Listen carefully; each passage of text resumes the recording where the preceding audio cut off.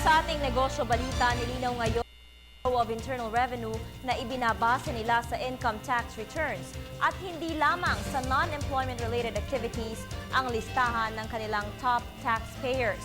Nasa linya ng telepono ang ating kasamang si Julius Disamboron. Magandang umaga sa iyo, Julius. Magandang umaga at maraming salamat naman sa iyo, Vivienne. Nilinaw ng Bureau of Internal Revenue ang kanilang ginagawang basehan para sa listahan ng top taxpayers o ang may pinakamataas na income tax payments. Yaan nga ang sinabi ni BIR Commissioner Kim Henares na lagi nilang tinitingnan ang mga income tax returns para gawing basehan ang binabayarang buwis. Sabi pa din ng ahensya na binabase nila ito sa compensation income at hindi sa non-employment related activities.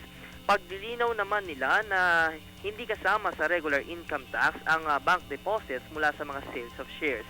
Ayon kay BIR Commissioner Henares, lagi nilang tinitignan ang income tax returns para magiging basihan nga ng babayarang buwis. Halimbawa na lamang si dating Senador Manny Villar na nagbayad ng higit sa 72 milyong pisong buwis bilang may-ari ng ilang land at shopping centers na kung saan hindi nga isinama ng BIR bagkus ay binabayaran niya na yung binabayaran niyang 72,000 pisong buwis mula sa kinita niya sa Senado ay ang sinama.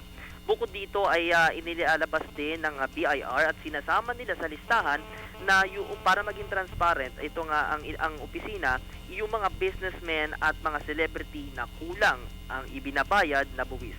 Patuloy na pinapaalala nga ng Bureau of Internal Revenue sa ating mga kababayan na magbayad po tayo ng tamang buwis, lalo na yung pagdumating na itong pagpapasahan ng income tax returns. Yan muna ang aking nakalap na balita ngayong umaga para sa Telebisyon ng Bayan. Ako, si Julius Disamboron.